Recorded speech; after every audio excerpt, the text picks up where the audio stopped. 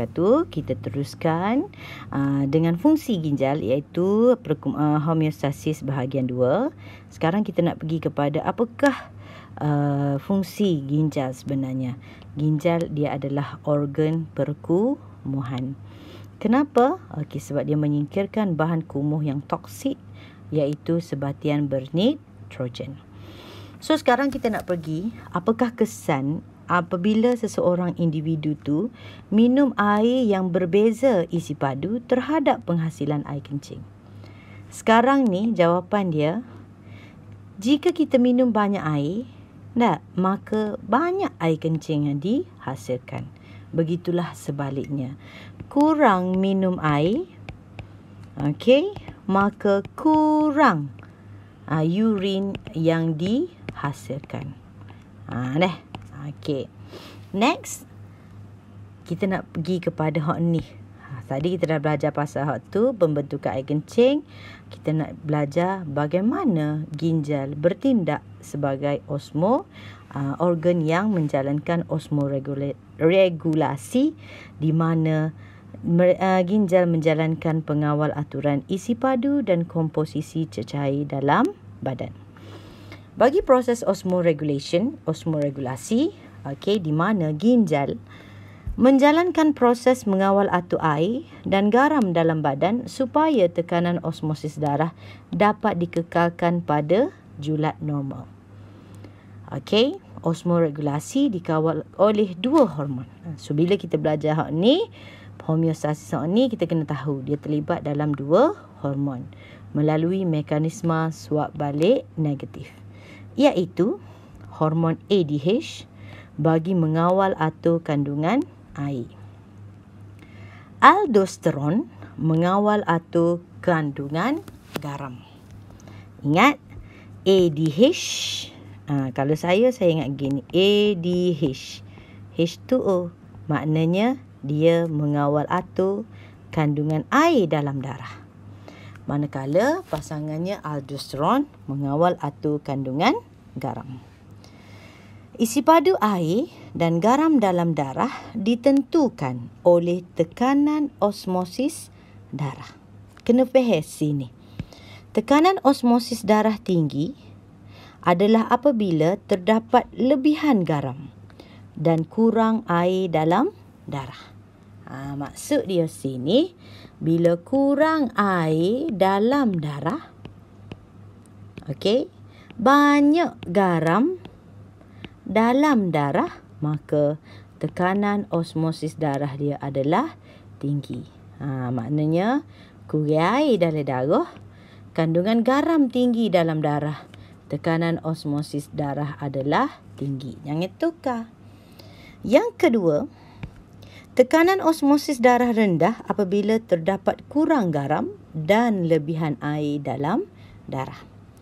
Apabila lebih banyak ADH, maka dinding tubuh belingkar distal dan tubuh pengumpul akan lebih telap terhadap air. Lebih banyak air diserap semula ke dalam darah, tekanan osmosis darah menurun, air kencing menjadi pekat dan sedikit. Kalau tengok baca gini macam seolah-olah kita tak berapa faham lagi deh. So sekarang kita pergi kepada contoh yang pertama. Bagi contoh yang pertama adalah sesuatu yang berlaku apabila awak minum terlalu banyak air. Contohnya, dalam sehari tu awak berada dalam bilik aircon, sejuk, tidak berpeluh, tapi awak minum terlalu banyak air. Bila kita minum terlalu banyak air, maknanya kepekatan air dalam darah adalah tinggi. Secara automatically, kepekatan garam dalam darah adalah rendah. So tadi yang saya dah bincangkan, bila air banyak, dia akan jadi apa? Tekanan osmosis darah menurun. TOD adalah rendah. Ni yang pertama. TOD menurun ke aras yang lebih rendah. Structure yang pertama, ini adalah stimulus. Stimulus kita minum air terlalu banyak. Reseptor. Bila sebut osmosis, osmoreseptor di hipotalamus mengesan perubahan dalam darah. Maka berlaku suap balik negatif oleh efektor. Gapo? Iaitu kelenjar pituitari, dia akan mengurangkan rembesan ADH. Ingat, ADH untuk serap gapo tadi? ADH H2OI. So sekarang air dah banyak dalam darah kita. Nak ke lagi air? Tak perlulah ke? Maka tiada ataupun kurang rembesan ADH. Okey. Yang kedua, dinding ataupun tubuh belingkar distal, dinding dekat tubuh belingkar distal kurang telap terhadap air. Dia jadi kurang telap lah terhadap air. Dia tak akan serap balik. Maka kurang air diserap semula ke dalam kapilari darah. Faham itu? Okey, yang kedua. Kelenjar adrenal. Kelenjar adrenal ni untuk serap apa? Garam. Tadi garam rendah dalam darah ni. Maka kelenjar adrenal akan dirangsang untuk merembeskan aldosteron. Maka dinding tubuh belingkar distal akan jadi lebih telap terhadap garam. Bila lebih telap, maka lebih banyak garam diserap semula ke dalam kapilari darah. Lebih ni mainkan peranan yang penting. Jangan tinggal. Okey. Yang ketiga adalah air kencing ataupun urin. Maka sebab minum air banyak, maka air kencing tu jadi cair dan juga banyak. Maka setelah berlaku suap balik negatif, maka tekanan osmosis darah akan kembali meningkat dan tekanan osmosis darah akan kembali normal. Boleh? Okey, next. Okey, kita pergi pada contoh yang kedua. Tadi minum air banyak. Sekarang makan garam banyak ataupun banyak berpeluh. Sebab kita adalah atlet, maka kita kehilangan air melalui perpeluhan.